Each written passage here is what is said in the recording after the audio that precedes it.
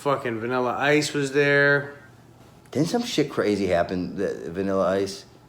I think, because I remember you guys coming back to my place. Yeah, we came straight to your house after that shit. I remember, like, you guys were so hyped about so much. There was so much going on. There might have been some alcohol mixed in there. Like, okay, let me give you some backstory. So, growing up as a kid, like, my shit that I was listening to was, like, Michael Jackson, MC Hammer, Vanilla Ice, some other shit too, but that was like my main shit.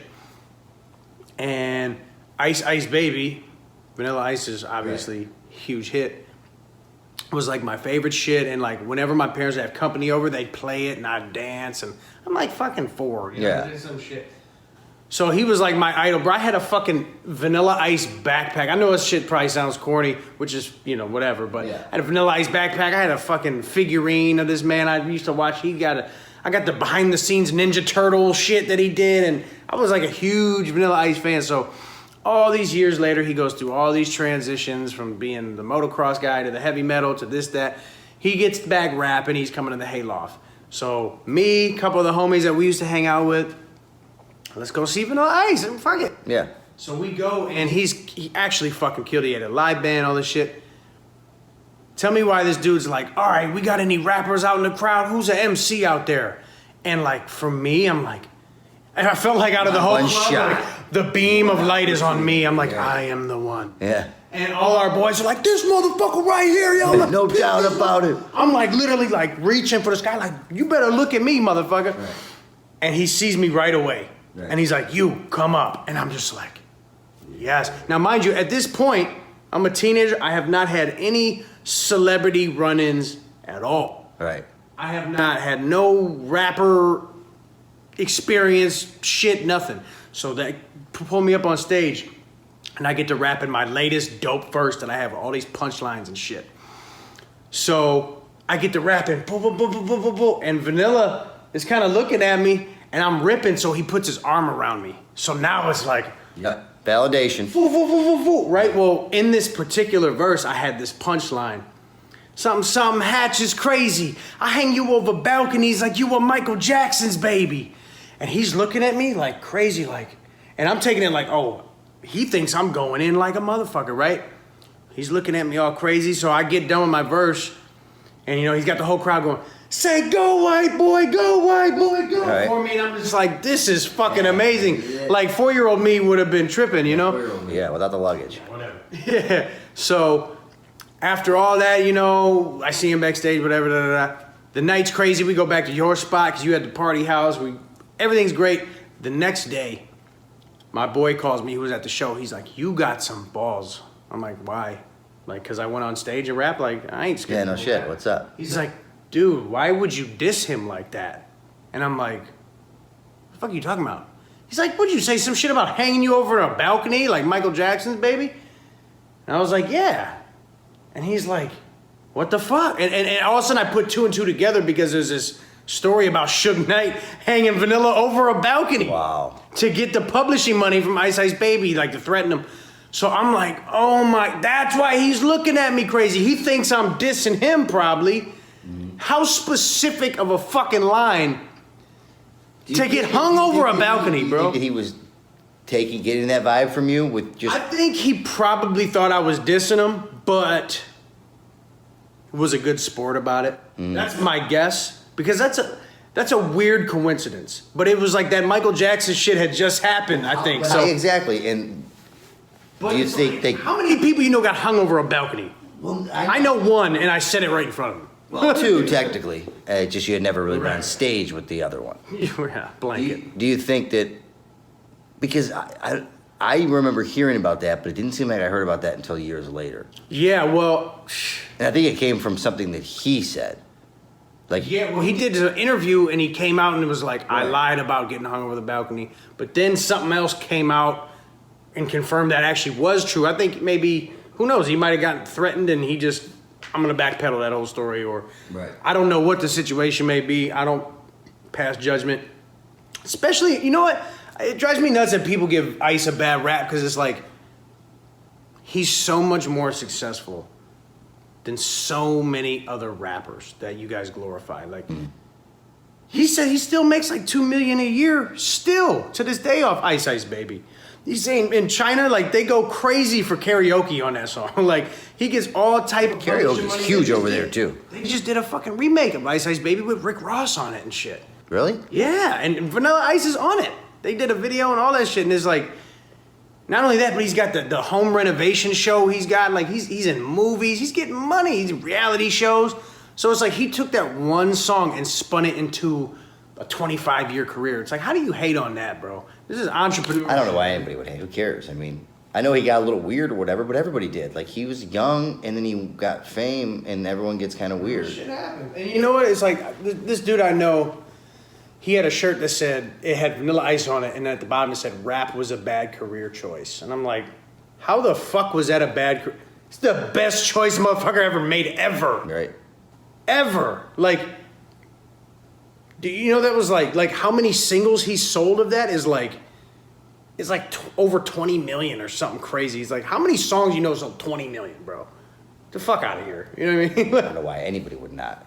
Shout out to Vanilla though, man. He was mad cool. And like me as a young, I guess, toddler, you could say, looking up to him, you know, and all that shit is just like crazy how that shit comes full circle. Right. But I've had a lot of weird coincidences like that with music and artists.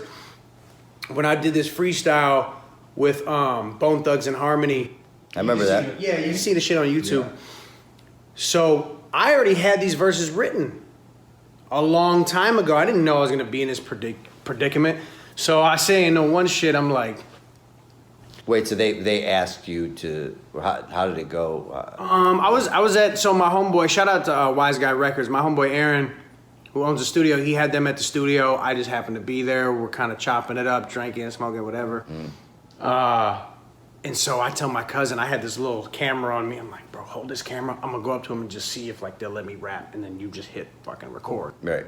So they were mad cool. They're like, yeah, spit that shit. I'm like, hell yeah, this is like dream come true shit. Right. I'm about to rap for some 50 million records sold, Grammy award winning motherfuckers. As a fan. And I just love their shit regardless. So I'm like about to get this clout. I'm like, hell yeah. So hit record, and one of the lines I have, I put my dick up in your girl grown ass physique as I blow past police like Bon Appetit. And it's like, it almost seemed like a play on the words that I'm incorporating Bone's name. Like, and that wasn't planned, but I felt like they were like impressed, like, damn, like, oh shit, he even threw us in there. So Lazy Bone's like, he's kind of gassed off the first one. So I already got a second verse lined up in case they ask. Well, what do you know? He goes, do another one. I'm like, oh, you want to hear another one? And he goes, go in then. Just so happens that my fucking verse starts with, fuck y'all, I'm going in. Bitch, you know it's him. So he just said, go in then. And I'm like, fuck y'all, I'm going in. So it just seemed like off the cuff. Right. It really wasn't. Yeah. So these motherfuckers are like, this dude is the truth. And then what's funny is like a whole separate occasion, Hayloft again, I'm interviewing BIzzy Bone. It was so funny. I'm on stage while BIzzy Bone performs, and I got free drinks. I got the hookup. I'm too drunk. Hey, you want to go interview BIzzy Bone? Me with my drunk confidence. I'm like, hell yeah. Well, fucking, I got this in the bag. Yeah. And I did knock out the interview. It was pretty good, actually. But afterward, I had been rapping for everybody. So I'm like, yo, man, I just did one with your brothers. Bone, like, you know what I mean? Like, can I kick a freestyle for you?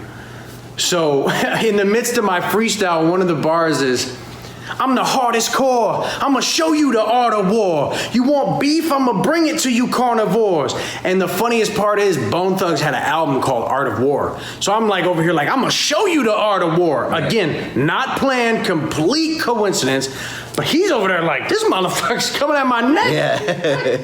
So he tries to rap after me. He does like 2 bars and he's like, I can't even follow you, man. You ain't finna embarrass me in front of everybody. And I'm just like, oh shit, did that just fucking happen? And they caught it on camera? I'm like, this is fucking legendary.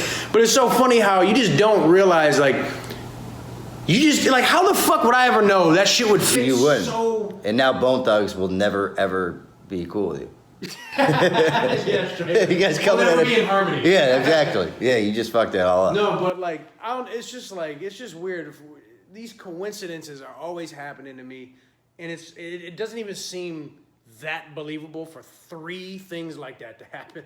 You know what I'm saying? Like where it directly correlates with this motherfucker's life. Like on accident. That is funny, and I think that specifically the first experience where they're really thinking like this dude is literally coming off top, just fucking spazzing. You know, it's so weird how much it looks like a off the top spontaneous freestyle when I've been had the shit prepared. And they know. I mean, that's sort of just kind of like an understood thing that like there's just certain things you know when somebody's really going off top, and then there's other times you're like, dude, it's dope. But dope is dope. I don't care if you wrote it, if you memorized it, if you. But I think it's pretty funny that you're the real bone crusher now. I ain't never scared. No, you aren't. Clearly. Well, you know, at the end of the day, super mad shout out to all those guys because they know what type of power and influence they have, and for them to even just let me rock on camera to further my shit. That they don't get really nothing out of that. It's me that, you know what I'm saying, that is reaping all the benefits. So it's just so dope that they're so humble to even, you know, like Vanilla Ice, bro, has done legendary. I mean, they all have. Yeah. Everybody has his name. So for them to like even set the platform to like be involved in something that's like indirectly co-signing me, I mean, those are like little stepping stones for me that people don't realize, like that have built this foundation for my career, you know? In an industry like that where it's so cutthroat and it's who you know and the politics and all that, people that can remember when that's happened for them, because I'm sure at some point they've had some people that have helped them along the way and have done things for them, to then sort of reciprocate that is pretty cool, man. And it's like, dude, we were listening to Bone Thugs-n-Harmony. Like, make no mistake about it. I remember the first time I ever heard their shit, ever. I mean, that's the kind of influence and impact they had at that time in our lives. Because I remember us on Napster. The days of our lives. Miguel. Oh my God. On LimeWire and shit. Dude, I remember that and just being like such a fan, just because they're so unique and so talented and. Yeah, I mean, I could talk about those guys forever. So, like, to have that and just, it's so cool. And all those guys, Bone and Vanilla, are still touring, still doing huge shows. Yeah. All these years, like that longevity, man. I don't know if we'll see that again in these generations. Very few people. I think the Coles and the Kendricks and shit. But like, well, just is Juice WRLD gonna be fucking popping in 20 years? Like, what I will say is I don't know if that will, but what I will say is the people that are really that put out at least enough material that is consistent, like they did, because that's part of it. It's like they just had good music consistently. They really did, bro. They have classics. The reason why people like really are fans of Bone Thugs 20 years later is because that's how good the music that they put out with I agree with was. It's just there's no getting around it. Yo, speaking of Vanilla Ice, here's a funny story I can mention. I went on tour, my first tour when I was 19, and we're all over the West Coast. And me and my boy, shout out my man DJ Tom Sawyer. So him and I go to like a karaoke bar. It's like our night off, and our hotel has a bar in it. We go in there and they're karaokeing, right? So I don't know how this happens, but some drunk dude comes up to us and something along the lines of, you know, he finds out I'm a rapper. So he's like, I'll fucking battle you right now. Some drunk ass, like 38-year-old white dude, you know? And I'm like, oh, you want to battle? I'm like, I'm looking at Tom Sawyer. He's looking at me like, he's like, roast this motherfucker. I'm like, you go first since you're the challenger. He starts spitting this verse, and I recognize it right away. And I'm like, that's fucking Vanilla Ice, you motherfucker. He was spitting like a random album cut off the Vanilla Ice album. I was such a huge fan as a little boy that it just stuck out to me. I was like, you motherfucker. And he stopped, he admitted it. He goes, you're the first one to ever call me out. I'm like, that tells me you've been doing this shit for a long time. And for you to battle rap people with someone else's material, this wasn't the verse to do. The Vanilla Ice album cut, you know what I'm saying? It wasn't even like, an aggressive. It's the whitest battle rap I've ever seen. It's so fucking funny. I've never heard of somebody going like, listen, I'm going to battle you and I'm going to bite some old Vanilla Ice. Like, if you're gonna bite anything, I don't think that should be your top 10 pick. Yeah. Just being honest. You do not want to bite ice. Yeah, that's dry ice right there. Yeah, it really is. But that is hilarious. That's Vanilla Ice. Oh, you got me. You fucker. You're the first one to get me. Yeah, well, you won't get it now. I'm like, bro, like, you've been doing that since fucking your college days. Shit, not getting caught. You motherfucker, you done barked up the wrong tree today, baby. Too funny, bro. He's like, palms are sweaty. Knees. My cousin used to go to house parties and battle kids with my album bars and win. And he was known like in the Upper Peninsula of Michigan as like the dopest rapper. Well, they don't even have like Wi-Fi and shit up there. Yeah, So they don't even have fucking. they don't even know that we exist down here. I remember their mall is Walmart, like their mall. Right. And they were saying like they got a shipment in of like some old Navy shit, and like the whole town went crazy.